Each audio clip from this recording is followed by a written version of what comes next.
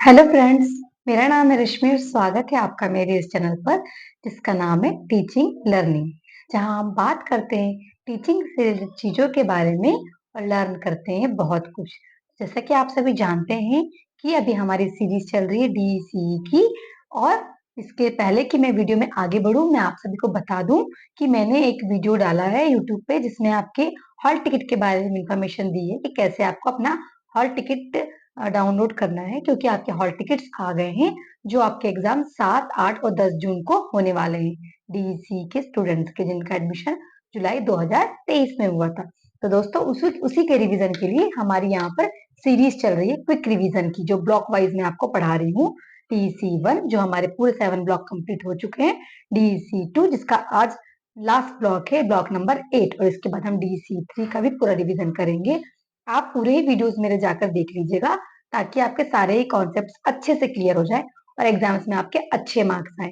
इसी के साथ साथ हम आगे की वीडियोस में आपके प्रीवियस ईयर क्वेश्चंस और जो भी इंपॉर्टेंट क्वेश्चंस इस एग्जामिनेशन के लिए बनते हैं, उनके क्वेश्चन और आंसर्स कैसे करना है वो भी लेके आएंगे।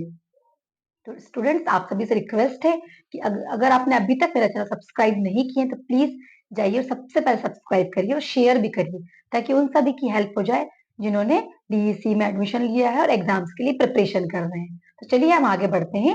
जैसा कि आप सभी जानते हैं कि हमारे डीईसी 2 का नाम है चाइल्ड हेल्थ एंड न्यूट्रिशन, बाल स्वास्थ्य एवं पोषण। इसी का जो ब्लॉक नंबर 8 है और जो 7 था, दोनों में हमने पढ़े थे बालावस्थाओं में होने वाली सामान्य बीमारियां, उनकी रोकथाम एवं व्यवस्था। भाग 1 हमने ब्लॉक 7 में पढ़े थे और ब्लॉक 8 में हम पढ़ेंगे भाग 2, जिसको हम बोलेंगे common childhood illness, their prevention and management part 2।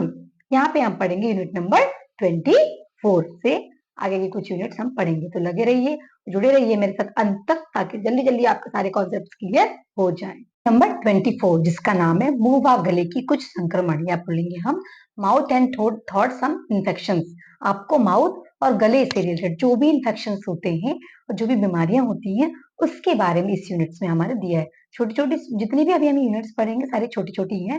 इनमें सारा मैंने आपको कल बताई थी कि जो बच्चों में मेजर जो बीमारियां होती हैं वो होती हैं गैस्ट्रोइंटेस्टाइनल डिसीज, फिर होती है रेस्पिरेटरी डिसीज, और तीसरी होती है स्किन से रिगार्डिंग डिसीज, स्किन और नेक से या माउथ से रिलेटेड, है ना।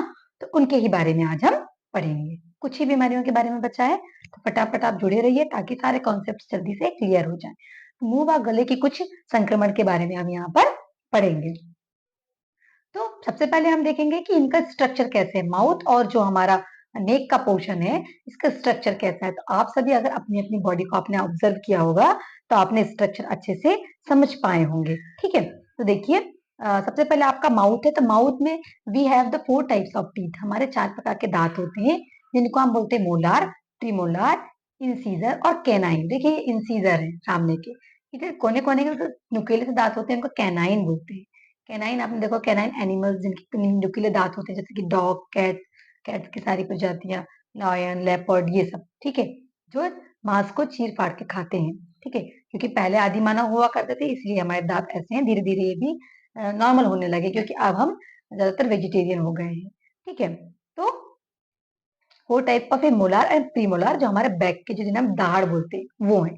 चारों के फंक्शंस आपको बता दूं कि सामने के जो दांत हैं इनका काम होता है किसी चीज को काटने का। आप अगर एप्पल खा रहे हैं या गुआवा खा रहे हैं तो आप काट के खाते हैं, कुकुम्बर खा रहे हैं तो काट के खाते हैं। अगर आप किसी चीज को चीर के खा रहे हैं, आपको धागा काटना है, आपको किसी चीज को खींच के, आप नॉनवेज वगैरह खाते होंगे तो देखा होगा कि चीर के खाते हैं। तो ये हमारे कैनाइन टीथ काम करते हैं। और मोलार और प्रीमोलार टीथ हमारे चीजों को, अनाज को चबाने के लिए, प्रॉपरली चबाने के लिए, च्यूइंग करने के लिए काम में आते हैं। इसके बाद हमारे माउथ का पार्ट आता है टंग, हमारी जीभ। हमारी जीभ का भी बहुत इंपॉर्टेंट रोल है हमारे डाइजेस्टिव सिस्टम में या हमारे खाने में, क्योंकि यही हमें टेस्ट के लिए टेस्ट बताती है कि हमें क्या, जो भी हम खा रहे हैं वो खट्टा है, मीठा है, नमकीन है या कड़वा है, जो भी। तो ये चारों ही प्रकार के सेंस हमारी जो जीभ में होते हैं। ठीक है, इसके बाद दांत के बाजू में, यहाँ पे दांतों के नीचे पे यहाँ पे टॉन्सिल्स होते हैं। देखा है आपने कभी कभी ज्यादा कोल्ड, ठंडी ठंडी चीजें खा लेने से या कोई भी थॉट इन्फेक्शन हो जाता है तो टॉन्सिल्स हमारे में दर्द होता है। ठीक है, अब आपको बता दूं कि 6 साल के बाद बच्चों के, लगभग बच्चों के जो जितने भी बच्चे होते हैं उनके दांत गिरने लगते हैं 6 साल के बाद। और 6 साल के बाद गिरते गिरते 10 से 12 साल के बाद उनके पूरे ही नए दांत आ जाते हैं। और 10 से 12 साल के आसपास बच्चों के जो दांत हैं वो 20 लगभग 28 रहते हैं। ठीक है, अब हमें क्लीनिनेस के बारे में कैसे ओरल आपको ओवरव्यू बता रही हूँ मैं, इसके बाद वन बाय वन चीजों को हम डिटेल में पढ़ेंगे। तो माउथ और जो हमारी टंग है, इसकी क्लीनिनेस की सबसे ज्यादा हमें आवश्यकता इसीलिए है क्योंकि मोस्ट ऑफ दी बीमारियां हमारे माउथ से होते हुए हमारे एब्डोमेन कैविटी में जाती है, जिसके कारण हमें अलग अलग बीमारियां हो सकती हैं। तो हमें इनका साफ साफ रखना बहुत ज्यादा जरूरी है। इसके संबंध में हम यहाँ पर पढ़ेंगे। गले में होने वाली बीमारियां कैसे होती है, वो भी हमारे जीभ से रिलेटेड होती है। अगर आपका टंग क्लीन नहीं है तो बैक्टीरिया और वायरस टंग के माध्यम से आपके बॉडी में अंदर एंटर कर जाते हैं और आप बीमार पड़ सकते हैं। ब्रश ब्रश की क्या क्या मेथड, ब्रशिंग कैसे करना चाहिए, वो सारी चीजें हम आगे देखेंगे। Symptoms of the mouth and the neck disease है ना, हम देखेंगे कौन कौन से सिम्टम्स है जिससे आपको माउथ या नेक की डिसीज हो जाती है। देखिए, सबसे पहले हम देखेंगे मुंह और जीभ का इन्फेक्शन, है ना। आपने देखा होगा जनरली बच्चों को और बड़ों को बहुत ज्यादा दांतों का या माउथ से इन्फेक्शन हो जाता है। दांतों की तो अलग समस्या है, लेकिन मुंह में छाले हो जाना, दुर्गंध आना, जीभ गंदी हो जाना, जीभ में मोटी से परत जम जाना, तो ये जो जीभ या मुंह से रिलेटेड जो भी बीमारियां हो रही हैं, ये होती है विटामिन बी की कमी से या विटामिन बी कॉम्प्लेक्सेस की कमी से। ठीक है, तो इनका ट्रीटमेंट हम कैसे करेंगे, या कभी कभी और भी एक और कारण है वॉर्म, मैंने आपको बताया कल, टैप वॉर्म, थ्रेड वॉर्म मैंने बताया आपको। तो इनके कारण भी हमें माउथ से संबंधित बीमारियां हो जाती है। तो इनका ट्रीटमेंट हम कैसे करेंगे कि बी कॉम्प्लेक्स से रिलेटेड या विटामिन बी से रिच सप्लीमेंट या फूड मटेरियल बच्चों को दीजिए, या फिर वार्म ना हो इसीलिए क्या करिए, टाइम टाइम पे बच्चों को मेडिसिन दीजिए जिससे बच्चों को कृमि ना हो। ठीक है, और कोई वार्म ना हो, बच्चों को विटामिन बी की कमी ना हो। ठीक है, दूसरा कि गले से निगलने में दर्द होता है, टॉन्सिल्स से आप बहुत ज्यादा ठंडा खा लेते हैं तो आपके टॉन्सिल्स में इन्फेक्शन हो जाता है, या कुछ इन्फेक्शन वाले फूड मटेरियल्स खा लेते हैं, तो इसके लिए हमें क्या करना चाहिए, डॉक्टर से लेना ही चाहिए मेडिसिन वगैरह। और दूसरी बात कि आपको अच्छा फूड मटेरियल्स खाना चाहिए। ठीक है, अपने मुंह की साफ सफाई रखनी चाहिए, गार्गर करना चाहिए, है ना। सोर थॉट है ना, आपको यहाँ पे गले में दर्द होना, टॉन्सिल्स आ जाना, उस कंडीशन में क्या करते हैं डॉक्टर, आपको गरारे करने की सलाह देते हैं ना। गरारे करिए और क्या करिए, आप ठंडी चीजों से बचिए। दांत में दर्द या मसूड़ों में दर्द, तो आपके ब्रशिंग स्टाइल से या फिर आपको विटामिन सी या विटामिन बी की कमी से ये सारी समस्याएं हो जाती हैं। और मुंह में अल्सर हो जाना, कभी कभी मुंह में छाले आ जाते हैं, ये भी आपको डाइजेस्टिव सिस्टम के खराब हो जाने से या आपका कोई बॉडी में इन्फेक्शन हो गया है तब भी ये सिम्टम्स दिखाई देते हैं। कभी कभी हम इन सिम्टम्स को ये समझ लेते हैं कि माउथ का इन्फेक्शन है, लेकिन कभी कभी हाँ, हमेशा ये माउथ का इन्फेक्शन नहीं होता। कभी कभी बॉडी के अलग अलग इंटीरियर पार्ट में कुछ इन्फेक्शन होने के कारण वो माउथ में आपको असर दिखाई देता है। तो हमेशा इसको नॉर्मल वे में ना लें, कभी कभी क्रिटिकल कंडीशन आ जाती है, उस समय हमें डॉक्टर से चेकअप जरूर कराना चाहिए। ठीक है, अब हम देखेंगे दांत। दांत कैसा है, दांत की संरचना, आप दांत दिख रहे हैं आपको, है ना। तो पाचन क्रिया में मुंह में आपको पता है कि जो पाचन क्रिया डाइजेस्टिव सिस्टम है हमारा, उसका जो कार्य है वो, उसका जो फंक्शन है वो माउथ से स्टार्ट हो जाता है। उसमें हमारी हेल्प करते हैं हमारे टीथ, है ना। 4 टाइप ऑफ टीथ जो है वो अलग अलग काम करके खाने को हमारे क्या करते हैं, पचाने में हमारी मदद करते हैं, और हमारी जीभ भी मदद करती है। ठीक है, उसके बाद दांतों की जो डेवलपमेंट है, हमारे टीथ का डेवलपमेंट और उसके स्ट्रक्चर कैसे है देखते हैं। गर्भ से देखते हैं, है ना, जब बच्चे माँ के पेट में होते हैं गर्भ से ही प्रारंभ हो जाता है। इसलिए माँ को इंस्ट्रक्शन दिया जाता है कि वो विटामिन या फिर कैल्शियम रिच या फास्फोरस रिच क्या लें, सप्लीमेंट्स लें और खाना लें, आहार लें। ठीक है, दांतों के विकास की 4 अवस्थाएं होती है, 4 stages of the development of the teeth. कौन कौन सी, फर्स्ट होती है गर्भावस्था के लगभग 6 वीक में, फर्स्ट 6 वीक्स में क्या होता है, दांतों का आधारभूत यानी कि बेस स्टार्ट हो जाता है बनना। उसके बाद नेक्स्ट अगले अवस्था में दांत का बाहरी कठोर अवस्था, जिसको हम इन मेल बोलते हैं, वो बनना स्टार्ट हो जाता है। थर्ड स्टेज में बच्चों के जन्म के बाद दांत बढ़ते हैं और लगभग 6 माह के आसपास जो बच्चों के दांत हैं वो पहला टीथ बच्चों का निकल ही जाता है, ऑलमोस्ट निकल जाता है। फिर उसके 6 माह के बाद आप देखते हैं कि बच्चों के दूध के दांत हैं वो बनना स्टार्ट हो जाते हैं। और जैसा कि मैंने आपको बताया कि 6 वर्ष तक बच्चों के सारे मिल्क टीथ गिर जाते हैं और 12 साल की उम्र तक बच्चों के सारे ही जो स्थायी स्टेबल टीथ होते हैं वो आ जाते हैं। ठीक है, जो टीथ की ऊपरी परत होती है उसको हम बोलते हैं क्राउन, और जो मसूड़े के अंदर वाला भाग होता है उसको हम रूट बोलते हैं। तो चलिए हम स्ट्रक्चर के फॉर्म में देखते हैं कि हमारे टीथ कैसे दिखते हैं। देखिए स्टूडेंट्स, है ना, ये है हमारे टीथ की पूरा स्ट्रक्चर, हिंदी में दिया हुआ है पर जो मेन मेन नाम है वो इंग्लिश में भी दिए हुए हैं। तो इंग्लिश मीडियम वाले स्टूडेंट्स को भी आई होप समझ में आ जाएगा। देखिए, है ना, सबसे आउटवर्ड वाला पार्ट है, इसको इनेमल बोलते हैं। इसके बाद है आपका डेंटिन, उसके अंदर आपको दिख रहा है पल्प, ठीक है। तो ऊपर वाले पार्ट को बोला गया है क्राउन, और नीचे वाले पार्ट को बोला गया रूट, जहाँ पे नीचे आपको दिख रहा है सीमेंट करके लिखा हुआ है, एक ना सीधा जैसे दिख रही है, ठीक है। यहाँ जो है ना नीचे वाला जो पार्ट जहाँ सीमेंट लिखा हुआ है, जो रूट वाला पार्ट है, ये हमारी बॉडी के, देखिए आपको पल्प जैसे दिख रहा है, वहां पल्प, वहां पतली पतली लाइन दिख रही है, ये हमारी नर्व्स वगैरह जो हमारी नसें होती हैं उनसे अटैच्ड होता है। जब भी आप ठंडा या गर्म खाते हैं, जो आपको महसूस होता है वो इसी के कारण होता है, ठीक है। तो ये हमारे दांत की संरचना है। और जो डॉट डॉट वाला पार्ट दिख रहा है आपको आजू बाजू, देखिए, तो वो जो है वो हमारे सेल्स या टिश्यूज है, जिनसे हमारे टीथ क्या होते हैं, अटैच्ड होते हैं। आई होप आपको यहाँ पे टीथ का जो डायग्राम है वो समझ में आया होगा। नेक्स्ट टॉपिक है दांत का निकलना, है ना। जो हम बोलेंगे ग्रोथ ऑफ द टीथ, है ना, बच्चों की जो ग्रोथ ऑफ द टीथ, मैंने आपको अर्लियर भी बताई। लेकिन देखिए 6 माह तक, मैंने पहले भी बताया आपको कि 6 माह तक सारे बच्चों के दांत निकल जाते हैं, और कंप्लीट टीथ निकल जाते हैं 2.5 साल तक, ठीक है। बच्चों के मिल्क टीथ पूरे ही निकल जाते हैं। जब दांत निकलते हैं तो बच्चों को क्या होता है, क्लीनिंग, आप देखोगे ना, टिटी आती है, बच्चों को हर चीज को काटने की कोशिश करते हैं। सोचिए कि मसूड़े इतने मजबूत होते हैं, उनकी चमड़ी को फाड़ते हुए दांत बाहर आ रहे हैं। उस कंडीशन में बच्चों को बहुत दिक्कतें होती है, कुछ बच्चों को बुखार आ जाता है, कुछ को उल्टी दस्त वगैरह की समस्या हो जाती है। तो ऐसे टाइम पे क्या करना चाहिए, जब बच्चों को कुछ काटने का मन करता है, तो कोई गंदी चीजों को बच्चे ना काटे, क्योंकि हर चीज को काटने के लिए जाते हैं वो, कुछ भी गंदी चीजों को उठाएंगे, गंदे खिलौनों को उठाएंगे।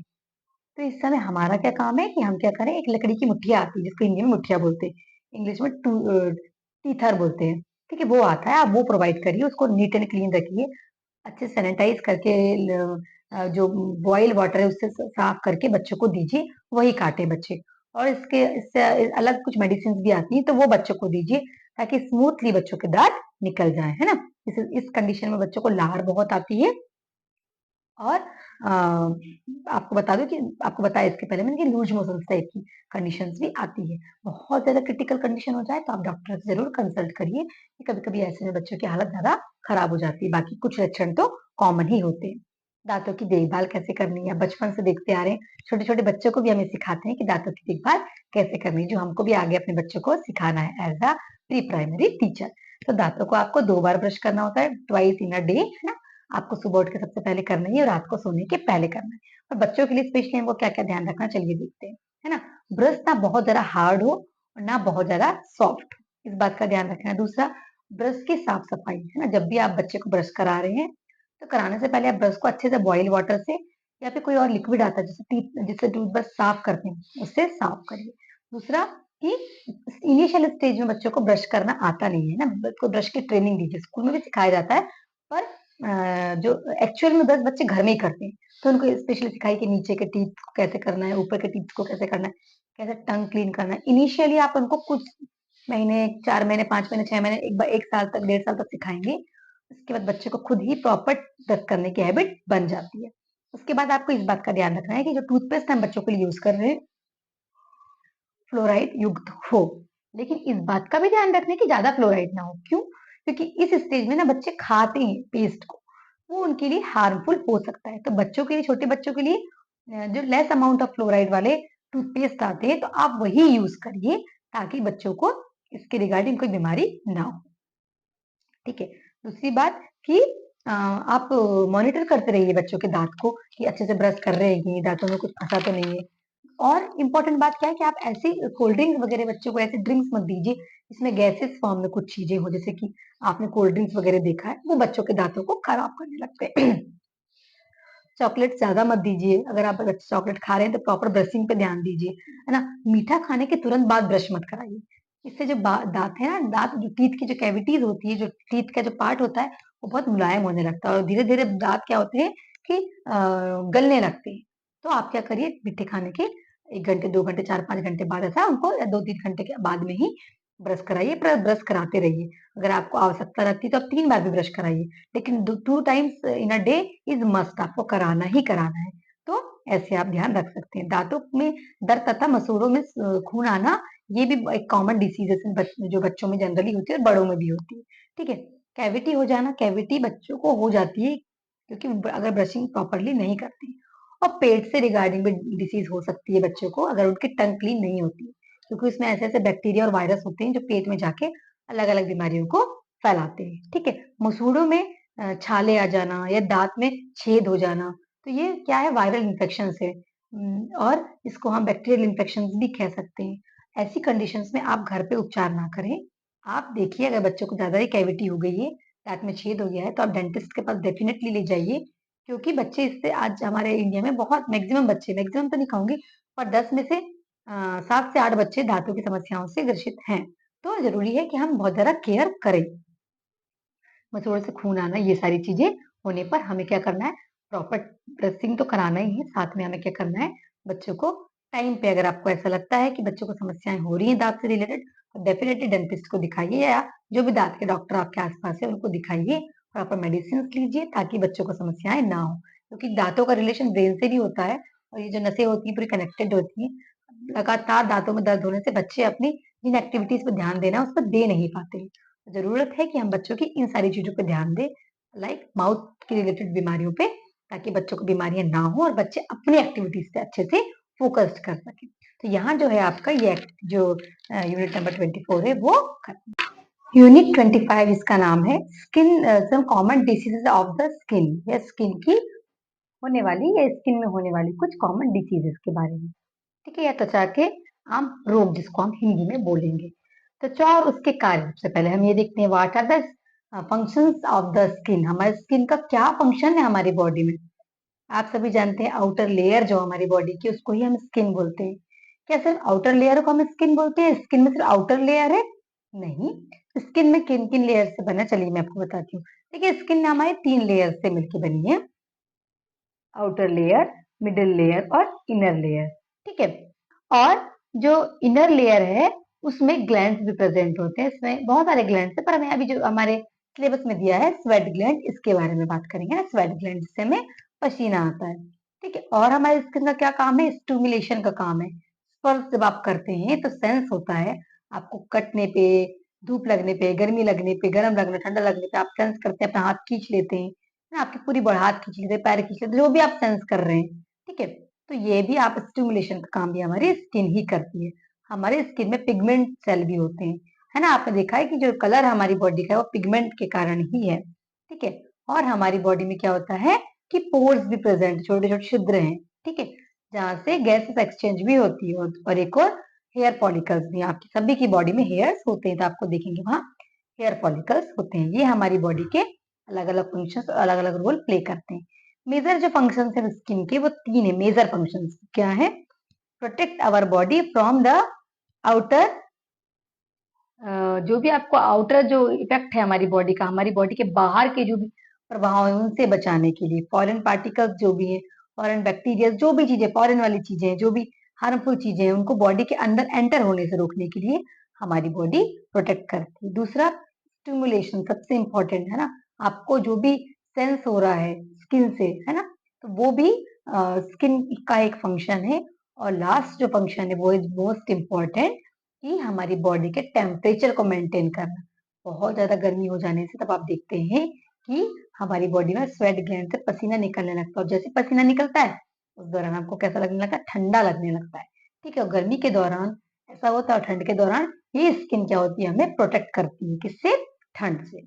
चलिए हम देखते हैं कि अब कौन कौन से जो स्किन इंफेक्शन है उनके सिम्टम्स हैं, और उनके मेजर हम कैसे करेंगे, उनको मेंटेन कैसे करेंगे, उनकी मीनिंग क्या क्या है। चलिए, तो पहले हम देखेंगे, आपने देखा फिर फिडिया फिंसी हो जाती है, कॉमन सी है, ये तो कॉमन डिसीज है ही, है ना, पर फिडिया फिंसी होने के साथ उसमें खुजली हो जाना, ये एक इन्फेक्शन है। ठीक है, पानी से भरने वाले सूखे या फिर पानी भरे हुए छोटे छोटे फोड़े फिंसियां हो जाना, ये स्किन डिसीज है। किसी पार्ट में छोटी छोटी फिंसियां हो जाना, ठीक है, तो उससे पता चलेगा कि हमारी बॉडी के किस पार्ट में इन्फेक्शन है और किस कारण इन्फेक्शन है। अगर अंडर आर्म्स में या कोहनी में यहाँ पर, या गले पे, या पैरों पे नीचे यहाँ पर, है ना, नीज के नीचे, यहाँ पर कहीं इन्फेक्शन हो रहा है, इट मीन्स क्या होगी, खुजली हो रही है, इट मीन्स हमें पसीने के कारण इन्फेक्शन हो गया है। ठीक है, फिर आकार देख के भी आप पहचान सकते हैं, बड़ा साइज है कि छोटा साइज है, इससे हम पहचान सकते हैं किस प्रकार का हमें इन्फेक्शन हुआ है। ठीक है, फंगल इन्फेक्शन भी होते हैं, आपने देखा होगा कि स्पॉट्स वगैरह बन जाते हैं बॉडी पे, ठीक है। और कलर, हम कलर देखेंगे पीडियाफिंसीज के जो भी हमें हो जा रहे हैं, उसके कलर से आप पहचान सकते हैं कि क्या हुआ है। दूसरा, उसकी स्थिति कैसी है, तो देखिए अलग अलग स्थिति होती है। सपाट प्लेन टाइप के होते हैं, उभरा हुआ, उभरी हुई, आपने देखा कि पिंपल्स टाइप का है ना। बिना पानी वाला, जब देखा पानी नहीं भरता, कभी कभी सूखा सूखा सा होता है जिसमें मवाद भर जाती है, वो भी होते हैं। ब्राउन कलर के होते हैं, कुछ रेड कलर के होते हैं। ये सारे अलग अलग टाइप्स ऑफ क्या है, स्किन डिसीजेस हैं। इनको देख के हम पहचान सकते हैं कि किस प्रकार की डिसीज हुई होगी। इतने ही प्रकार की most of the skin diseases होती हैं। अब इनको देख के हम पहचानेंगे किस किस टाइप की डिसीज होती है ना। तो स्किन इन्फेक्शन में क्या क्या देखेंगे हम, सबसे पहले स्कैबीज। स्कैबीज में क्या होता है, सबसे ज्यादा बच्चों को होता है। हाथ की उंगलियों में, यहाँ, है ना, ऐसे जगहों पे क्या हो जाता है, कोहनियों पे, हिप्स पे देखेंगे आप, इधर शोल्डर्स के नीचे साइड में, इधर साइड में रैशेस आ जाते हैं। रैशेस के साथ साथ क्या होता है कि कब आते हैं ये, जैसे कि हमको गर्मी लगी, हमने कुछ खुजा लिए, बच्चों ने खुजा लिए, जनरली बच्चों की आदत होती है ना, कुछ लगा तो खुजा लिए। तो खुजाने के बाद वहां छोटे छोटे दाने आ जाते हैं, और उनके अंदर क्या भर जाता है, पानी भर जाता है। तो या भूरे रंग के, लाल रंग के होते हैं, ठीक है, ये होते हैं। ये भी एक स्किन डिसीज है, ठीक है। इसका मेन कारण है गंदगी और स्किन की केयर ना करना, साफ सफाई ना रखना। इसके आप उपचार कैसे करेंगे, सबसे रीजन है कि आप क्या करें, सबसे पहले डॉक्टर को चेकअप कराएं। अगर आप डॉक्टर को चेकअप नहीं करा पा रहे, बहुत क्रिटिकल कंडीशन में डॉक्टर को चेकअप कराइए। क्रिटिकल कंडीशन नहीं है तो बेंजोइट नामक एक घोल आता है, बेंजाइल बेंजोइट करके, इसको पानी में घोल के बच्चों को नहलाइए या बॉडी पे लगाइए, है ना। आप उसको पानी में घोल के बॉडी में आप नहलाते हैं तब लगा दीजिए, या फिर रुई या कॉटन कुछ ऐसा लेके बॉडी में कहीं कहीं जहां जहां हुआ है वहां वहां लगा सकते हैं, ठीक है। पूरी बॉडी में भी यूज कर सकते हैं फेस को छोड़कर। फिर स्किन अल्सर, जिसको हम खरोचने या कभी धोखे से कहीं घिस गई हमारी बॉडी, तब वहां पे घाव बन जाता है और वो फोड़े जैसे बन जाता है, पानी भर जाता है। तो इसको भी हम बोलते हैं ना। अक्सर इसका कारण कुपोषण होता है छोटे बच्चों में। उन बच्चों में ऐसा ज्यादातर होता है, अक्सर तो नहीं होता क्योंकि छिला कटा तो वो धीरे धीरे ड्राई होने लगता है, लेकिन वो बच्चे जो कुपोषण का शिकार है, जो मेल न्यूट्रिशन का शिकार है, उनको ही ज्यादा हो जाता है, ठीक है। तो इस स्थिति में आपको सबसे पहले डॉक्टर को दिखाना ही दिखाना है, क्योंकि छोटे बच्चों में ज्यादा से ज्यादा हो जाता है। स्किन अल्सर कंडीशंस बच्चों में ज्यादा होती है, तो क्या करना है, स्कूल्स में आपको देखना है कि बच्चे ना अक्सर उनको खुजाते रहेंगे, है ना, छीते रहेंगे, तो उनको इंस्ट्रक्ट करिए कि बेटा इसको छीना नहीं है। और ना जनरली ये सब बीमारियां कभी कभी क्या होता है, एक बच्चे से दूसरे बच्चे में फैल भी जाती है, तो ध्यान रखिए कि बच्चे थोड़ा सा आइसोलेट रहे, ठीक है। उसके बाद फंगल इन्फेक्शन, सफेद पीले धब्बे पड़ जाना, है ना, ये गर्मी और ठंडी की कंडीशंस में ज्यादा होता है। फंगल इन्फेक्शन ज्यादा गर्मियों में और ठंडी में होता है। गर्मी में आपने देखा है कि पसीने के कारण हो जाता है, और ठंड में ओवर ड्राइनेस के कारण भी ये हो जाता है, ठीक है। जिसमें आपने देखो कि दांत, कॉमन जिसको हम रिंग वॉर्म बोलते हैं, ठीक है, ये क्या है, फंगल इन्फेक्शन है, फंगल के कारण हो जाता है। आपने देखा होगा जैसे राउंड राउंड शेप बन जाता है बॉडी में, कहीं कहीं छोटे छोटे छोटे डॉट डॉट बन जाते हैं, और ये बीमारी बहुत खुजलाता है। तो इसके लिए हमको क्या करना है, डॉक्टर से प्रिस्क्राइब्ड मेडिसिन लेना है, जो ट्यूब के फॉर्म में या किसी क्रीम के फॉर्म में आती है। इससे हम इन सब चीजों से बच सकते हैं। गर्मी में आपको थोड़ा सा ड्राई रहना है, और ठंड में आपको क्या करना है, मॉइस्चराइज्ड रहना है, ठीक है। कुष्ठ रोग, जिसको हम कोढ़ बोलते हैं, जिसको इंग्लिश में लेप्रोसी बोलते हैं, लेप्रोसी बहुत देखा जाता है इंडिया में, ठीक है। अर्लियर स्टेज में अगर किसी बच्चे को लेप्रोसी है, अगर हम तुरंत डॉक्टर से चेकअप कराते हैं, तो कुछ क्रीम मेडिसिन के द्वारा इनिशियली इसको ही ठीक किया जा सकता है। कैसे आइडेंटिफाई करेंगे आप, किसी बच्चे के शरीर में पीले या सफेद कोई दाग दिखाई देते हैं, और उस दाग पे कोई खुजली नहीं हो रही है, और कोई सेंस भी नहीं हो रहा है बच्चे को, तो आप समझ जाइए कि उसको कुष्ठ हो गया या लेप्रोसी नाम की कोई डिसीज हो गई है। तुरंत डॉक्टर को दिखाने से अर्लियर स्टेज में ये बीमारी से आराम मिल जाता है। लेकिन अगर ये स्थिति बहुत आगे तक बढ़ जाती है, तो इसको रोकना थोड़ा मुश्किल है, क्योंकि आज तक इसके लिए कोई इलाज डिस्कवर्ड नहीं हुआ है। तो इम्पोर्टेंट है कि इनिशियली ही हम इसका चेकअप करवाएं बच्चों का, ठीक है, डॉक्टर को दिखाएं।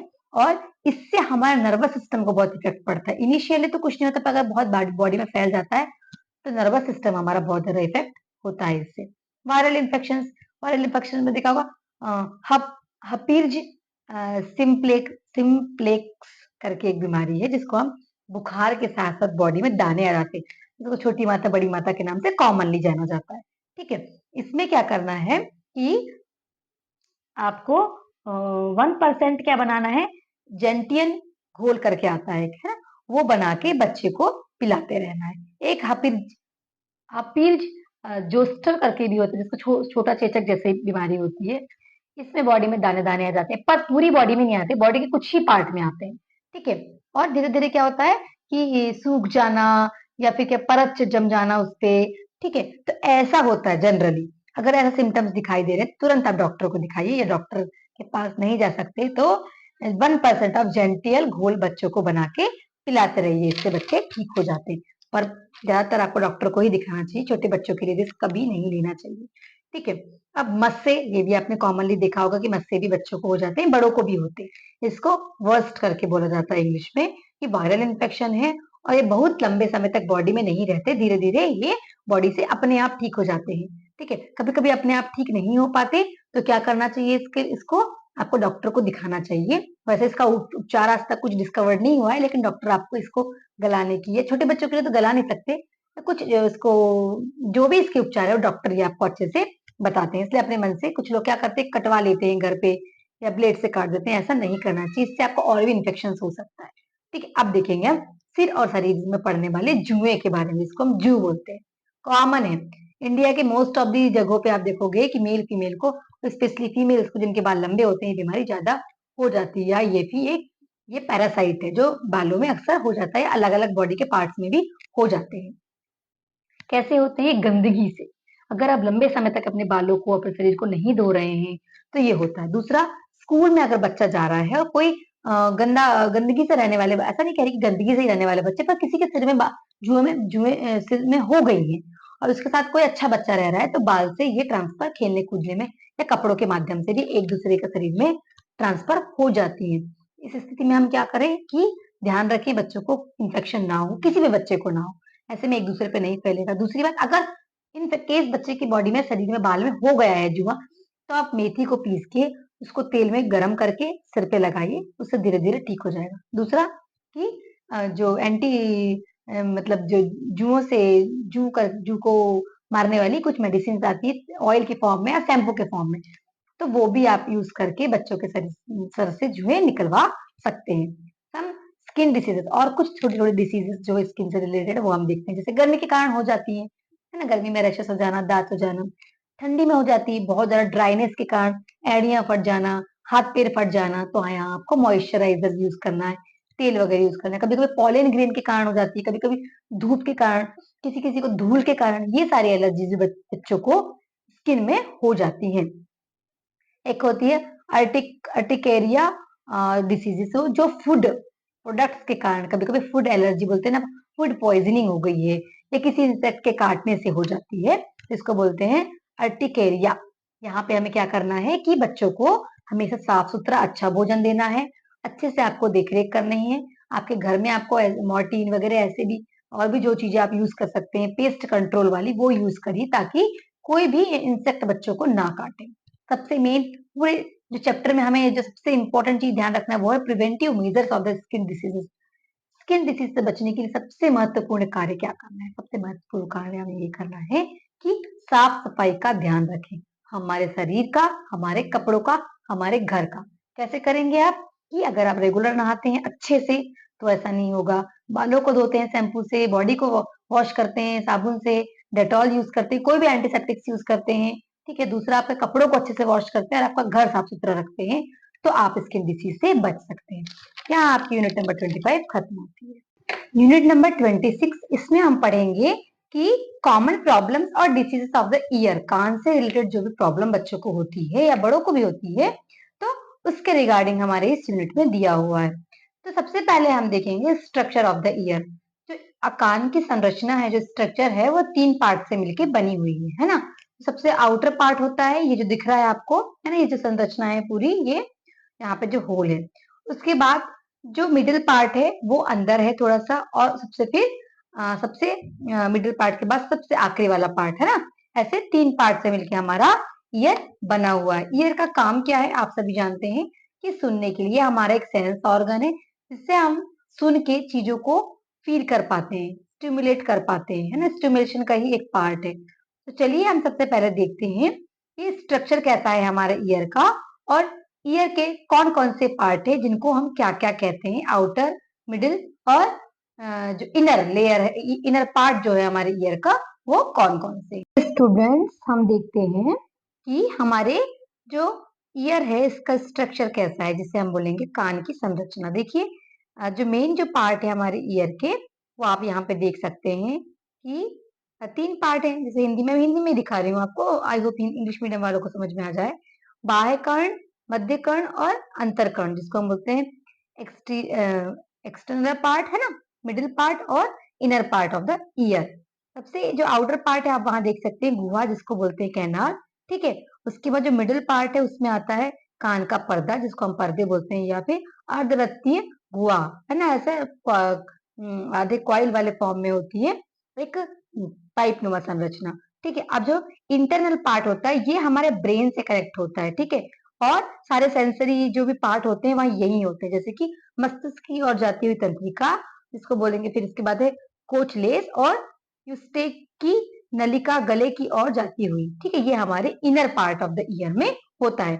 इस प्रकार ये हमारे ईयर की स्ट्रक्चर है, और यहाँ पे अलग अलग जगहों पे अलग अलग प्रकार समस्याएं होने के कारण हमें ईयर से रिलेटेड डिसीज या फिर डिसऑर्डर्स या फिर प्रॉब्लम्स हो सकती हैं। तो अब कौन कौन सी प्रॉब्लम किस किस पार्ट में हो जाने से हमें कौन कौन सी डिसीज या कौन कौन सी समस्याएं होती हैं, चलिए हम उनको समझते हैं। स्ट्रक्चर को देखने के बाद हम ये देखेंगे कि एग्जामिन कैसे करें, है ना, परीक्षण कैसे करें हम, क्योंकि हम छोटे छोटे बच्चों के साथ काम कर रहे हैं, तो ये सारी चीजों के बारे में हमें पता होना चाहिए। एग्जामिन कैसे करें कान का, तो आप नॉर्मली देख के बाहर exterior part of the year को देख सकते हैं, और जो अंदर का पार्ट है, मिडिल वाला पार्ट, एकदम इनर पार्ट को हम भी नहीं देख सकते, डॉक्टर ही देख सकते हैं। बट जो मिडिल वाला पार्ट है, जहां हमारे पर्दे जिनको बोलते हैं हम, वहां तक हम देख सकते हैं ऑटोस्कोपी से। इसकी हेल्प से हम पर्दे तक देख सकते हैं, मैल तो नहीं हुआ बच्चे को, कोई इन्फेक्शन तो नहीं हुआ है, कभी कभी इंसेक्ट चले जाते हैं, ये तो नहीं हुआ, तो ऐसा आप देख सकते हैं। और हमको क्या ध्यान रखना होता है यहाँ पे, जब छोटे छोटे जो बच्चे होते हैं तो क्या होता है, तभी जब जो बच्चा छोटा होता है तभी ये पता चल जाता है कि वो सुन सकता है कि नहीं। ये हमने प्रीवियस यूनिट्स में पढ़ा है कि जैसे ही नवजात शिशु पैदा होता है उसके 1-2 घंटे के बाद या एक दिन के अंदर ही हमें पता चल जाता है कि बच्चा साउंड के लिए रिस्पॉन्ड कर रहा है कि नहीं। कहीं पर कुछ आहट होते ही हिलना डुलना, ठीक है, यहाँ से हम ऑब्जर्व कर लेते हैं कि बच्चा सुन पा रहा है कि नहीं। अगर 1 दिन में या 2 दिन में आपको अनुभव ना हो या पता ना चल पाए तो हमें डॉक्टर से कंसल्ट करना चाहिए। जो सुन नहीं पाते, जरूरी नहीं है कि वो बच्चे मंदबुद्धि हो या डिसेबल्ड हो, ऐसा बिल्कुल भी नहीं है। सामान्य बच्चों की तरह वो बच्चे भी उतने ही बुद्धिमत्ता वाले होते हैं जो सुन सकते हैं, उतने ही जो नहीं सुन सकते वो भी, उनके पास भी उतना ही आईक्यू और उतने ही इंटेलिजेंट होते हैं। तो ये मिथ है कि जो सुन नहीं पाते वो बच्चे मंदबुद्धि होते हैं, ऐसा बिल्कुल नहीं है। इन बात को आपको ध्यान में रखते हुए अपने सेंटर में बच्चों के साथ इंटरेक्शन करना है, ठीक है। अब हम देखेंगे कान की कुछ सामान्य समस्याएं, some common problems regarding the year, है ना। ईयर से रिलेटेड क्या क्या समस्याएं हो सकती हैं, तो कान का दर्द पहला, फिर कान का बहना दूसरा, और तीसरा है बहरापन, यानी कि जिसको डेफनेस क्या ऐसा कुछ बोलते हैं ना इंग्लिश में। तो देख लीजिएगा एक बार इंग्लिश मीडियम वाले प्रॉपर डेफिनेशन क्या होती है, ठीक है। तो कान का दर्द जो है वो अलग अलग समस्याओं के कारण हो सकता है। पहला, रेस्पिरेटरी सिस्टम जो है हमारा, वहां से ना कान का जो पार्ट है, मिडिल वाला पार्ट है, वो कनेक्ट होता है, ठीक है। तो अगर हमारे रेस्पिरेटरी सिस्टम में कोई भी इंफेक्शन होता है, कुछ प्रॉब्लम होती है, तो उसका असर हमारे कान पर डेफिनेटली पड़ता है, कान में दर्द होने लगता है, ठीक है। कान का जो चिपचिपा वाला पार्ट होता है, जैसे आम भाषा में हम मैल बोलते हैं, अगर वो बहुत जम गया है या सख्त हो गया है तो उसके कारण भी क्या होता है, कान में दर्द होने लगता है। और भी कारण हो सकते हैं, जैसे कभी गिर गया है, बच्चे को लग गया, कभी कभी इंसेक्ट के चले जाने से भी, इंसेक्ट में कभी कभी चींटी मक्खी या कोई कीड़े कान में चले जा रहे हैं, तो इसके कारण भी कानों में दर्द हो सकता है, ठीक है। तो कोशिश ये करिए कि पानी वानी डाल के निकल जाए, या किसी भी और चीजों को डाल के आप मत निकालिए, तुरंत डॉक्टर के पास लेके जाइए, ठीक है। यही उसके उपचार है। या फिर बहुत ज्यादा दर्द हो रहा तो एक होता है डॉक्टर जो प्रिस्क्राइब करते हैं मेनली कि दर्दनाशक के लिए पैरासिटामोल ही देते हैं। जब तक आपको डॉक्टर सलाह ना दे आप कोई भी टेबलेट्स अपने कान दर्द के लिए किसी बच्चे को ना दें, ठीक है। कान का बहना, दूसरी समस्या कान के बहने की। इसका मेन कारण हो सकता है मिडिल ईयर, है ना। हमारा जो मिडिल ईयर पार्ट है वहां पे अगर इन्फेक्शन हो जाता है तो कान बहने लगता है, लिक्विड टाइप की कुछ सब्सटेंस होता है चिपचिपा सा, वो कान से बहने लगता है, कभी कभी नॉर्मल वाटर टाइप का भी होता है। ये जनरली कान के पर्दे के फट जाने से भी होता है। कान के पर्दे कैसे फट जाते हैं? सपोज कान में कुछ चले गया, कान खुजा रहा है, बच्चे कुछ डाल रहे हैं, ऐसा खोल रहे हैं, कुछ कर रहे हैं, तो कान के पर्दे फट जाते हैं। या कभी कुछ मक्खी मच्छर कुछ चले गया, चींटी चले गई, या आप उसको कुछ से निकाल रहे हैं, बच्चे निकाल रहे हैं, तो ऐसे स्थिति में कान के पर्दे फट जाते हैं। वैसे तो कान के पर्दे नेचुरली कुछ दिनों में ठीक हो जाते हैं, लेकिन इस कंडीशन में अगर बच्चे को बहुत ज्यादा दर्द हो रहा है तो हमें उस समय डॉक्टर को दिखाना चाहिए। कभी कभी क्या होता है, पानी के चले जाने से, नहाने के समय, या कभी बच्चा स्विमिंग पूल में खेल रहा है, कभी कोई वाटर एक्टिविटी हम स्कूल में करा रहे हैं और कान में गंदा पानी चले गया, या पानी चले गया, उससे इन्फेक्शन हो गया है कान में, तब भी कान के जो कान बहने लगता है। ठीक है। या फिर आपको मैंने पहले ही बताया कि इंसेक्ट वगैरह चले जाते हैं, उसके इन्फेक्शन से भी कान बहने लगता है। तो इसके लिए डॉक्टर एंटीबायोटिक देते हैं, जिससे कान का बहना ठीक हो जाता है, या कुछ लिक्विड सब्सटेंस वगैरह डालकर भी देते हैं, जिससे कान का बहना ठीक हो जाता है। ठीक है। नेक्स्ट है बहरापन। देखिए, बहरापन के बहुत सारे कारण हो सकते हैं। इसमें कुछ कारण है, जैसे कि बाय बर्थ, कुछ बच्चे जन्म से ही बाय बर्थ में बहरे हो सकते हैं। और दूसरे एक बीमारी, इसका नाम है मेनिनजाइटिस। ठीक है, आप और एक बार बुक में नाम अच्छे से देख लीजिएगा। मेनिनजाइटिस करके एक बीमारी है, जिसके कारण बच्चे को बहरापन आ जाता है। और तीसरा कारण, अस्थायी रूप से सुनने में दिक्कत होना। कभी कभी क्या होता है कि मैल जम जा रहा है, लग गया है, कुछ चले गया है कान में, तो बच्चे अस्थायी रूप से, मतलब कुछ समय के लिए उनको सुनाई नहीं देता। तो इस प्रकार का बहरापन हो सकता है। इस बात का हमको विशेष ध्यान देना है विद्यालय में, कि कोई ऐसा बच्चा है जिसको सुनने में कोई समस्या है, तो आप सामान्य रूप से उससे व्यवहार करिए जैसे आप बाकी बच्चों के साथ कर रहे हैं। ठीक है। या अगर वो कोई मशीन वगैरह यूज कर रहा है, तो उसको होल्ड करने में, उसको यूज करने में उसकी मदद करिए, उसको समझाइए, है ना। कान के संक्रमण या कान में इन्फेक्शन होने से रोकेंगे कैसे आप, है ना। उसके लिए रोकथाम क्या क्या करना है, वो कौन कौन से प्रिकॉशंस लेना है। सबसे मेजर प्रिकॉशंस है छोटे बच्चों के लिए स्पेशली, कि जैसे नवजात शिशु है, नहा रहे हैं, आप नहला रहे हैं, तो पानी को कपास के थोड़ा सा बना लीजिए, ऐसा मल के, या फिर कॉटन के सॉफ्ट से कपड़े होते हैं, उससे कान को साफ करिए अंदर बाहर। उससे पानी सारा एब्जॉर्ब कर लेता है वो कपड़ा। बड़े बच्चे हैं तो उनके साथ भी, 6 साल तक के बच्चों के साथ ऐसे ही करिए। अदरवाइज आप पानी को छींटे मारते हैं तो उससे भी क्या होता है, अंदर का पानी धीरे धीरे निकल जाता है। जनरली ऐसा नहीं करना चाहिए कि कान में अंदर तक पानी चले जाता है, तो ज्यादा समस्याएं हो जाती है। कान के आसपास और कान के अंदर हमेशा साफ सुथरा रखना चाहिए, जिससे इन्फेक्शन ना हो। ठीक है। और माओ को सलाह दी जाती है कि माँ अक्सर अपने बच्चों को बैठकर ही दूध पिलाए, क्योंकि लेटे लेटे दूध पिलाने से क्या होता है, दूध बच्चों के कान में चले जाता है। और जब दूध बच्चों के कान में चले जाता है और बाहर नहीं निकल पाता, तो वहां फंगल, बैक्टीरियल और वायरल इन्फेक्शन हो सकता है, जो बच्चों के बहरापन का कारण भविष्य में बन सकता है। तो इसीलिए ध्यान रखने योग्य बातें ये है कि माँ हमेशा बच्चों को बैठा के ही दूध पिलाए। दूसरी बात कि नहलाते टाइम ध्यान दे।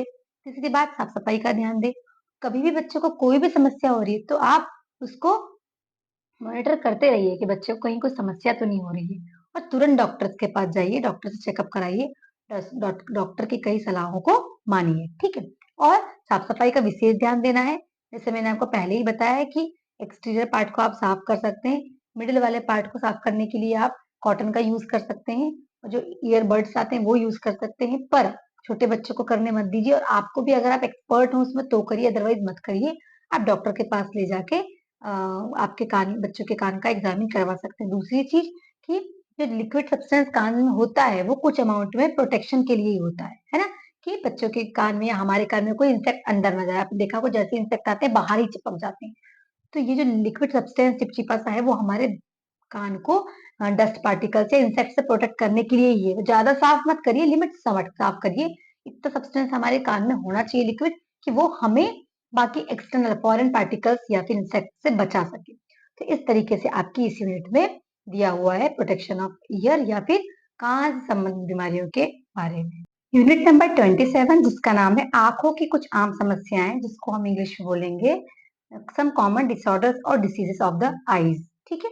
क्योंकि अभी हम देख रहे हैं बॉडी के अलग अलग पार्ट्स में होने वाली बीमारियां, तो अभी हम देखेंगे आईज से कौन कौन से इन्फेक्शन हो सकते हैं।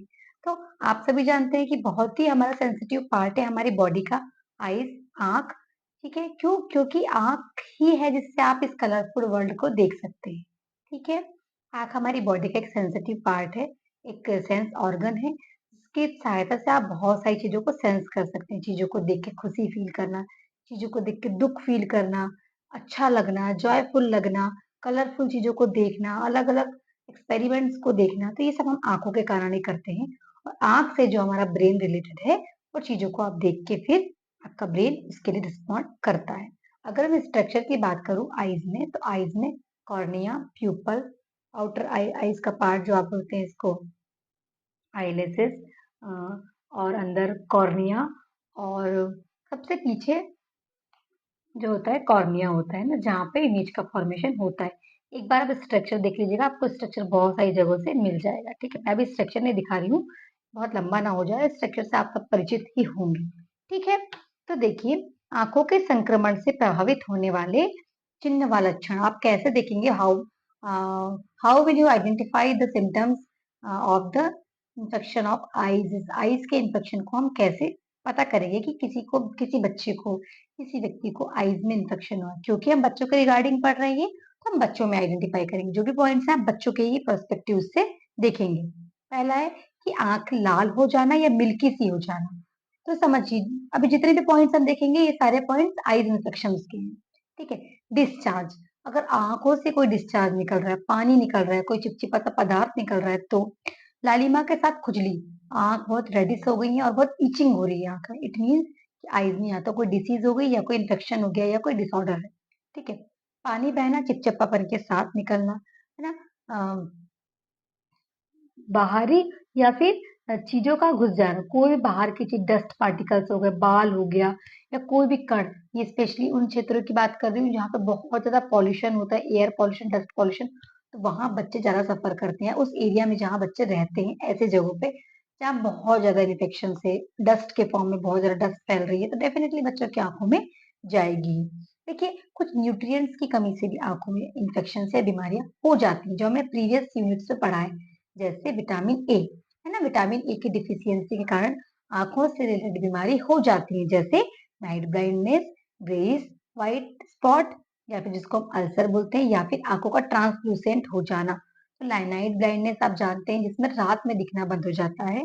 ग्रेइश व्हाइट स्पॉट मतलब आंखों में ऐसा ग्रे टाइप का चिपचिपापन आ जाना या कुछ लेयर चढ़ जाना, क्लाउडी सी आईज हो जाना, ठीक है? अल्सर मतलब छाले वगैरह हो जाना। ट्रांसलूसेंट हो जाना मतलब कि जो लेंस का पार्ट है वो ट्रांसलूसेंट हो जाता है, क्लियरली दिखना बंद हो जाता है। ये जनरली बुढ़ापे में होता है, लेकिन कभी कभी कुछ बच्चों को भी ऐसी समस्याएं हो सकती हैं, ठीक है? विटामिन डी की कमी से भी क्या होता है, आई से रिलेटेड डिसऑर्डर्स होते हैं, जैसे मडी ब्राउन, ये आंखों की हमारे बॉडी में विटामिन बी की कमी से होता है। डिफेक्टिव आईसाइट डिफेक्ट हो जाते हैं, दूर का ना दिखना, पास का ना दिखना, दो दो चीजें दिखना या दूर या पास का कम दिखना, ठीक है? ऐसी दिक्कत या भैंगापन, भैंगापन मतलब तिरछा मिर्चा देखना, इधर उधर देखना, आंखें एकदम सही डायरेक्शन में नहीं देख पाना, इधर उधर देखना, ये सारी समस्याएं आंखों से रिलेटेड अलग अलग बीमारी इन्फेक्शन को रिप्रेजेंट करती हैं। आंखों के और इन्फेक्शन क्या क्या हो सकते हैं, जैसे bacterial infection, viral infection, allergy और स्टेई जिसे बोलते हैं पलकों पर लालपन, है ना? तो चलिए देखते हैं बैक्टीरियल इन्फेक्शन से क्या होता है। जो बैक्टीरियल इन्फेक्शन है, जनरली आंख आना, आपने कॉमनली देखा होगा आंखों का आना, है ना? इस समय एक पर्टिकुलर बैक्टीरियल इन्फेक्शन आंखों में हो जाता है और जो कम्युनिकेबल होता है, कम्युनिकेबल मतलब एक बच्चे से दूसरे बच्चे को फैल सकता है। आपने जनरली देखा है इंडिया में ये मोस्ट ऑफ दी रीजन्स में देखा जाता है आंखों का आना। इसमें आंखों से चिपड़ निकलता है, मतलब चिपचिपा सा सब्सटेंस निकलता है और आंखें बहुत गड़ती हैं ऐसा, जिससे आंखों के अंदर कुछ चले गया हो, ठीक है? और एक कम्युनिटी में रहने वाले लोग अगर आपस में संपर्क में आ रहे हैं तो एक दूसरे को फैलने भी लगता है। तो स्कूल्स में छोटे बच्चों के साथ ऐसा हो सकता है, तो ऐसे में बच्चों को सलाह दीजिए कि या तो वो घर पर ही रहें या स्कूल आ रहे हैं तो जो ऑप्टिकल्स वगैरह जो यूज करते हैं बच्चों को, जो नॉर्मल तरीके से यूज करते हैं बिना पावर वाला, वो यूज कर सकते हैं। प्रॉपर आई का चेकअप करवा सकते हैं, डॉक्टर ड्रॉप्स वगैरह देते हैं, बार बार पानी से आंख धोने से भी ये समस्या से धीरे धीरे निदान मिल जाता है। दूसरा वायरल इन्फेक्शन, ये वायरल इन्फेक्शन जब किसी बच्चे की आंखों में होता है तो आंखें बहुत लाल लाल हो जाती हैं, लाइक ब्लड, ऐसा लगता है कि ब्लड ही निकल रहा है, आंख इतनी लाल हो जाती है। तो इस कंडीशंस में भी हमको देर ना करते हुए तुरंत डॉक्टर को दिखाना चाहिए। कभी कभी समस्याएं इतनी बढ़ जाती है कि बच्चों को ब्लाइंडनेस भी हो सकती है। एलर्जी एलर्जी अलग-अलग चीज़ों से हो सकती है। कुछ फूड मटेरियल से भी हो सकती है, डस्ट पार्टिकल से हो सकती है, ठीक है, लाइट से हो सकती है, धूप से हो सकती है। एलर्जी के बहुत सारे रीज़न्स हो सकते हैं, आँखों की एलर्जी के। कभी-कभी लगातार मोबाइल चलाने से या लाइट बहुत तेज़ लाइट टीवी के सामने देखने से भी एलर्जी हो जाती है। जैसे मैंने आपको बताया स्टेई नाम की एक बीमारी जो बच्चों को जनरली आँखों में होती है। देखा होगा आँखें ऐसे फूल जाती हैं, छोटी-छोटी गठाने, फिंसियाँ हो जाती हैं जिसको हम बोलते हैं गुहेरी, अलग-अलग जगहों पे अलग-अलग नाम से जानते हैं। पलकों पे जनरली होती है। तो ये होती है, ये भी एक इन्फेक्शन है जो बच्चों की आँखों में जनरली होता है, ठीक है। कॉर्नियल अल्सर भी एक बीमारी है जो चोट लग जाने से इन्फेक्शन के कारण आँखों में हो जाता है। तो ये सारी समस्याएँ जब आप बच्चों के अंदर देखते हैं, तो आपको तुरंत डॉक्टर को चेकअप कराना है ताकि बच्चों की समस्याएँ बढ़े ना। विटामिन्स की कमी से भी बहुत सारी बीमारी होती है, जैसे मैंने अभी आपको बताया विटामिन ए और विटामिन बी की कमी से मेजर बीमारियाँ आँखों में होती हैं, जो हमने प्रीवियस यूनिट्स में भी पढ़ा है। तो एक बार आप वहाँ जाके भी विटामिन ए और विटामिन बी की कमी से होने वाली आइज़ रिलेटेड प्रॉब्लम्स को एक बार देख लीजिएगा। चोट लगने से कभी-कभी आँखों में चोट लगने से भी बहुत सारी समस्याएँ बढ़ जाती हैं। विज़न प्रॉब्लम में मेनली 2 प्रॉब्लम्स आती हैं। एक होता है नियर साइटेडनेस और एक होता है लॉन्ग साइटेडनेस, है ना? शॉर्ट साइटेडनेस भी बोलते हैं। निकट दृष्टि दोष और दूर दृष्टि दोष। निकट दृष्टि दोष से जो बच्चा सफ़र करता है, उसको पास की चीज़ तो क्लियर दिखती है पर दूर की चीज़ क्लियर नहीं दिखती। और जिनको लॉन्ग साइटेडनेस या दूर दृष्टि दोष होता है, उनको दूर की चीज़ दिखाई देती है पर पास की चीज़ दिखाई नहीं देती। और कभी-कभी ऐसी बीमारियाँ होती हैं कि दोनों ही समस्याएँ बच्चों को होती है, ना दूर का सही दिखता, ना पास का सही दिखता। तो देखा होगा आपने चश्मा लगाया जाता है बच्चों को 2 टाइप के, ऊपर अलग और नीचे एक सर्कल सा बना होता है। अब जनरली बूढ़े लोगों को ही ये होता है, पर आजकल बच्चों में भी समस्याएँ होने लगी हैं। तो इसको ठीक करने के लिए लेंस या चश्मे का यूज़ करके इस साइटेडनेस को दूर किया जाता है। इसके लिए हमें ज़रूरी है कि बच्चों को एग्ज़ामिन करते रहें और डॉक्टर से चेकअप करवाएँ, कोई भी समस्या होने पे। मोतियाबिंद जनरली बुढ़ापे में ही होता है, लेकिन क्योंकि हम आँखों से रिलेटेड समस्याओं के बारे में पढ़ रहे हैं, तो बता दूँ मोतियाबिंद में क्या होता है, जो लेंस होती है उसमें धुंधलापन आ जाता है और ये भी ऑपरेशन करके ठीक कर दिया जाता है, तो धुंधलापन दूर हो जाता है। महंगापन जो है टेढ़ा-मेढ़ा देखना, दोनों आँखों का बराबर दिशा में ना देखना, तो ये जनरली नसों के डिस्टर्ब होने से हमारी बॉडी में ब्रेन से आँख से जो भी वेसल्स जो भी ब्लड वेसल्स कनेक्टेड हैं, जो ब्रेन से में जाके जुड़ती हैं, अगर वो दबी हुई हैं या उनमें कोई डिफेक्ट है तो उसके कारण ये समस्या बाय बर्थ या फिर उम्र के किसी भी समय हो सकता है।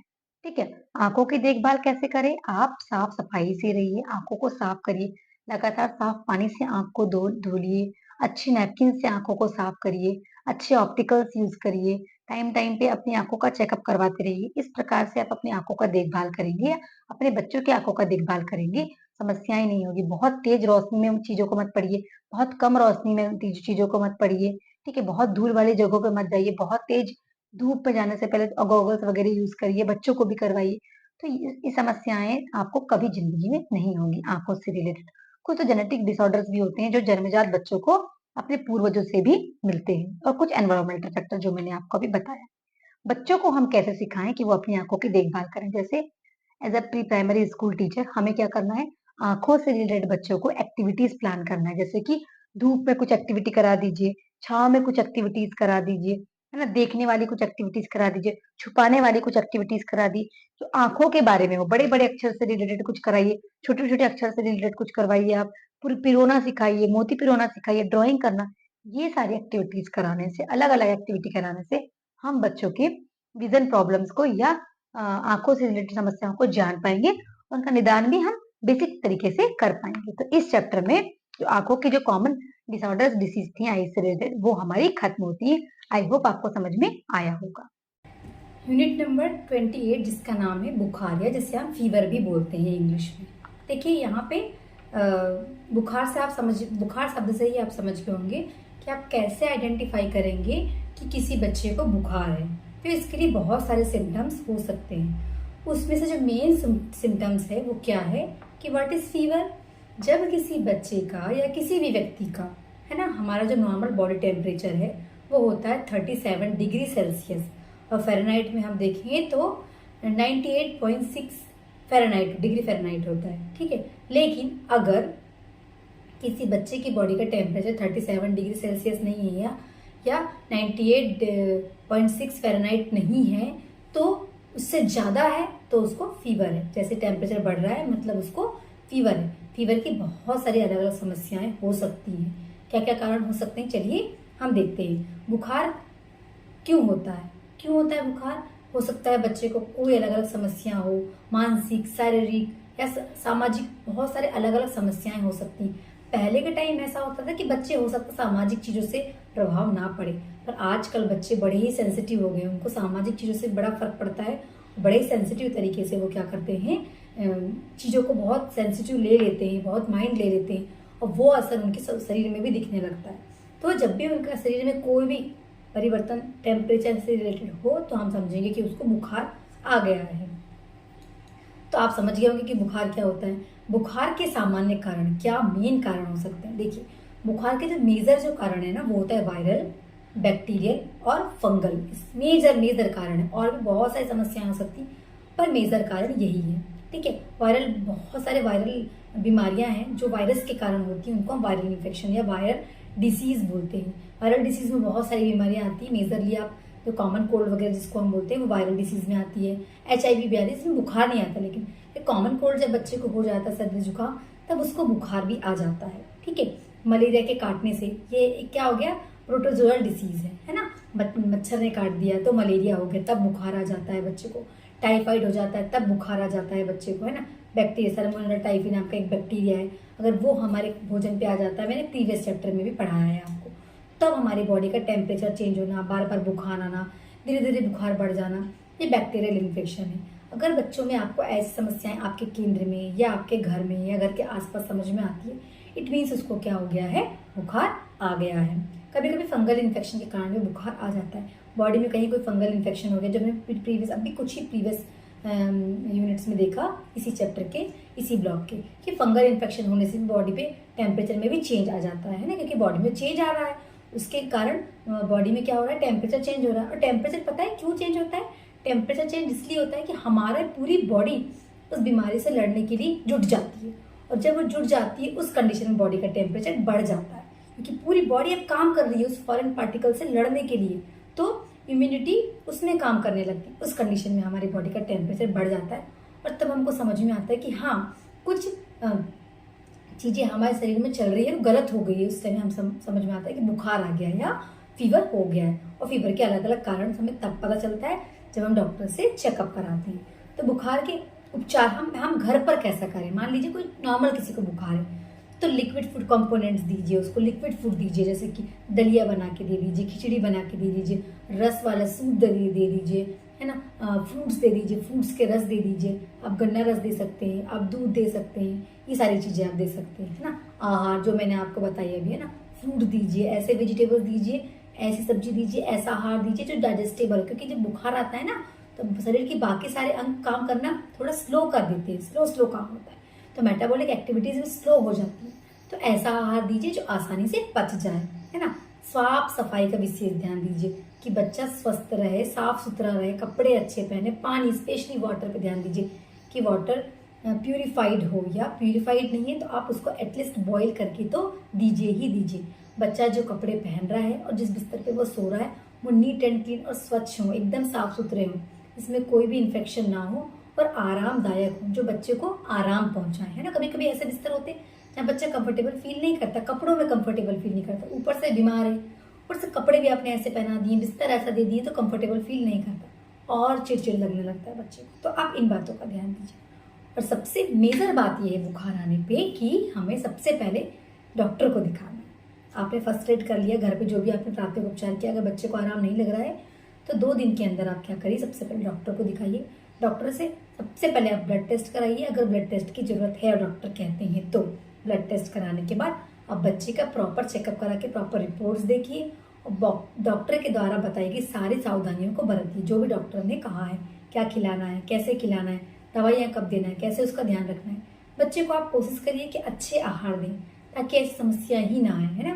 कि और क्या करना है आपको कि बच्चे को डेली उसका, आपको प्रीवियस यूनिट्स में हमने पढ़ा है कि उसका आहार ऐसा होना चाहिए कि बीमारी उसके शरीर में फैले ही ना कभी भी। हमेशा हर बार बच्चा बीमार नहीं होता, हर बार मच्छर के काटने से मलेरिया नहीं होता, हर बार गंदा खाना खा लेने से बच्चा बीमार नहीं होता।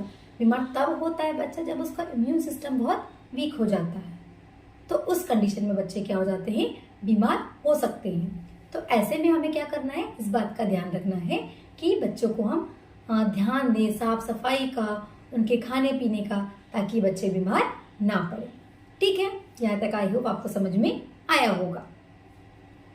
और सबसे बड़ी बात मैं आपको बता दूं कि आपको इस बात का भी विशेष ध्यान देना है कि injection is not a major cause, मतलब एक मेजर कारण नहीं है बच्चों को की बीमारियों को दूर करने का। गए डॉक्टर के पास इंजेक्शन लगवा दिया आपने, बिना इंजेक्शन के भी बच्चों की बीमारियां ठीक हो जाती हैं। ऐसी बहुत सारी मेडिसिन डॉक्टर प्रिस्क्राइब करते हैं। तो क्योंकि बच्चे बहुत ज़्यादा इंजेक्शन से डरते हैं, तो आप कोशिश करिए कि बिना इंजेक्शन के भी बच्चों को का इलाज हो जाए। तो इस बात का हमको विशेष ध्यान देना है। तो ये थी आपकी यूनिट नंबर 28। आई होप आपको समझ में आया होगा। यूनिट नंबर 29, इसका नाम है सुरक्षा और प्राथमिक सहायता, जिसको हम इंग्लिश में बोलेंगे सेफ्टी एंड प्राइमरी हेल्थ। जो भी हम सेंटर्स चला रहे हैं ना, जिस स्कूल में हम काम कर रहे हैं, स्पेशली प्री प्राइमरी स्कूल की बात करें, आंगनवाड़ी, या फिर हमारे आसपास के एरिया में जहां भी छोटे बच्चे हैं, तो हम उनकी सेफ्टी का कैसे ध्यान रखेंगे। और दूसरी बात, अगर किसी कंडीशन में कुछ चीजें हो गई हैं, तो हम फर्स्ट एड या प्राइमरी हेल्प कैसे करेंगे। इस सारी चीजों के बारे में इस यूनिट में दिया हुआ है। ठीक है, तो चलिए हम देखते हैं। किसी बच्चे के घायल होने अथवा अचानक बीमार पड़ जाने के दौरान हम जो भी सहायता बच्चे की करते हैं उसको हम फर्स्ट एड बोलते हैं। तुरंत हम जो भी सहायता कर पा रहे हैं वही फर्स्ट एड कहलाता है, या हम इसे प्राइमरी हेल्प भी बोलते हैं। बच्चे के लिए सुरक्षित परिवेश देखिए, हम टीचर बनने जा रहे हैं, इसमें एक प्री प्राइमरी स्कूल्स में या आंगनवाड़ी में या बाल वाटिका में, जहां भी आप टीचर बनेंगे, सबसे फर्स्ट प्रायोरिटी हमारी ये होनी चाहिए कि जहां हमारे बच्चे पढ़ रहे हैं वहां का इन्वायरमेंट, है ना, सबसे पहले फिजिकल इन्वायरमेंट इतना अच्छा हो कि बच्चों को कोई समस्या का सामना करना ही ना पड़े।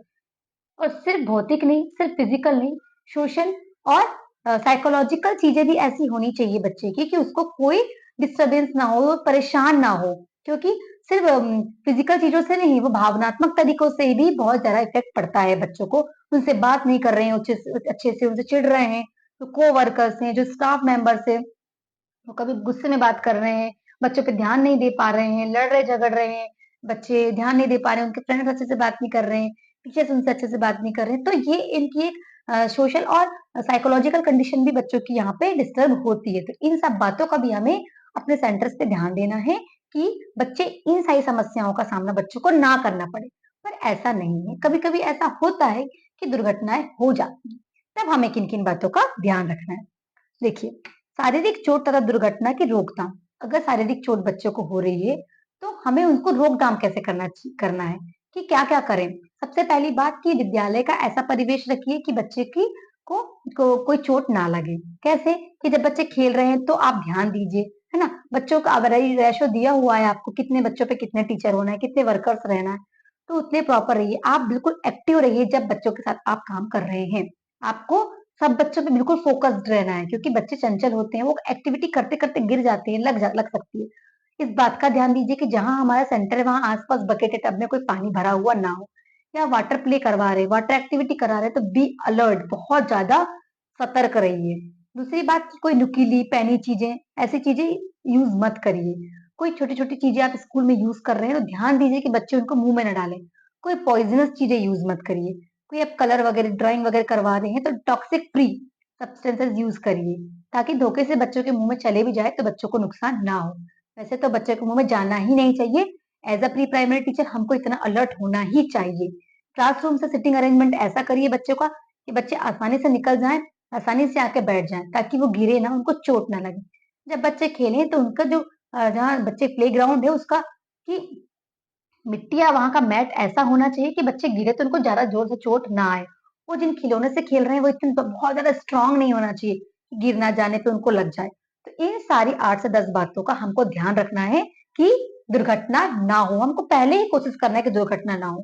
फिर भी अगर दुर्घटना हो जाती है तो देखिए, प्राथमिक चिकित्सा प्रदान हमें कैसे करना है, फर्स्ट एड हमें प्राइमरी हेल्प कैसे करना है, किस किस कंडीशन पे। सपोज कोई बच्चा जल जाता है धोखे से, आंगनवाड़ी में, बाल वाटिकाज में या प्री प्राइमरी स्कूल में, कुछ भी ऐसी एक्टिविटी हो रही है आपके घर में या आजू बाजू, तो हमें कौन कौन सी बातों का ध्यान रखना है। जल जाता है कोई बच्चा तो तुरंत आप उसको ठंडे पानी से धो दीजिए। कैसे जल सकता है, कभी दिया जल रहा है घर में कभी स्टोव के पास आ गया बच्चा, कभी पूजा करते रहे मंदिर में, ऐसा कुछ भी हो सकता है ना। दुर्घटनाएं तो सोच के नहीं आती, कभी भी हो जाती, कैसे भी हो जाती। तो क्या करिए, आप पानी से उसको तुरंत ठंडे पानी से धो दीजिए, है ना। उसके बाद तुरंत डॉक्टर के पास ले जाइए। अगर बच्चा गिर जा रहा है या कहीं लग जा रही है और नीला पड़ जा रहा है ना, कट जा रहा है, बहुत तेज घाव हो जा रहा है, ठंडे पानी से धो दीजिए, एंटीसेप्टिक से धो दीजिए। उसके बाद तुरंत आप जो भी घी हो सकता है या नारियल का तेल जो तुरंत अवेलेबल है, वो आप लगा के तुरंत हॉस्पिटल लेके जाइए और डॉक्टर से चेकअप कराइए। अगर हड्डी टूट जाती है तो फर्स्ट एड क्या करना है, नॉर्मल पट्टी आप बांध दीजिए और बच्चे को स्ट्रेट हाथ रखने के लिए, स्ट्रेट पैर रखने के लिए बोलिए, और बिल्कुल सेफली उसको डॉक्टर के पास ले जाके एक्सरे वगैरह कराइए। अगर हड्डी टूट जाती है तो आप आइडेंटिफाई कर पाएंगे कैसे, बच्चे को असहनीय दर्द होगा और जहां की हड्डी टूटेगी वहां स्वेलिंग आ जाएगी, तो आप आइडेंटिफाई कर पाएंगे। तो तुरंत कपड़ा पट्टी जो बांध सकते हैं तुरंत बांध के आप सबसे पहले बच्चे को लेके जाइए हॉस्पिटल। धोखे से खेलते कूदते कहीं बच्चे को बिजली का झटका लग जाता है, कोशिश करिए ऐसा ना हो, पर लग जाता है तो आप तुरंत उसको सबसे पहले क्या करिए, लकड़ी की सहायता से या कपड़े वपड़े किसी ऐसी चीज से जो इलेक्ट्रिसिटी का कंडक्टर ना हो, प्लास्टिक प्लास्टिक, जल्दी से उसको दूर करिए पकड़ के इन सब चीजों के माध्यम से। और सबसे पहले शांत कराइए उसको और तुरंत क्या करिए, डॉक्टर के पास लेके जाइए। वैसे तो ऐसी कंडीशन बिजली वाली आनी ही नहीं चाहिए, ठीक है।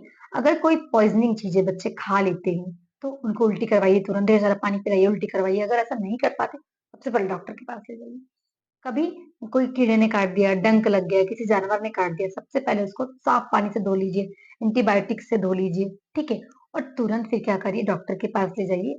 इस चीज के लिए आपको देरी नहीं करना चाहिए। फर्स्ट एड से इतना ही कर सकते हैं कि पानी से धो के एंटीसेप्टिक से तुरंत धो लीजिए ताकि इन्फेक्शन और ना फैले, ठीक है। बच्चे को घबराने के लिए मना करिए, रोने के लिए मना करिए, ठीक है। थोड़ा कूल डाउन करवाइए, नॉर्मल करवाइए बच्चे को, ठीक है। छोटी छोटी चीजें अगर बच्चे खा लेते हैं इनकेस, तो कोशिश करिए उनको पीछे से थोड़ा मार के उल्टी करवाएं। अगर नहीं कर पा रहे हैं बच्चे उल्टी तो आप तुरंत डॉक्टर के पास ले जाइए। डॉक्टर फिर अपने हिसाब से ट्रीटमेंट करके सब चीजें निकलवा देते हैं। अगर किसी बच्चे को स्कूल के दौरान दौरे आ रहे हैं, किसी प्रकार की कोई समस्या और चक्कर खा के गिर रहे हैं, तो नॉर्मल करिए उनको, अच्छे से सांस लेने के लिए नॉर्मल करिए, पानी के छींटे मारिए, पानी पिलाइए उनको, और उसके बाद नॉर्मल करने के बाद उनको डॉक्टर के पास लेके जाइए और दिखाइए। वैसे तो प्री प्राइमरी स्कूल में एक नर्स होना ही चाहिए।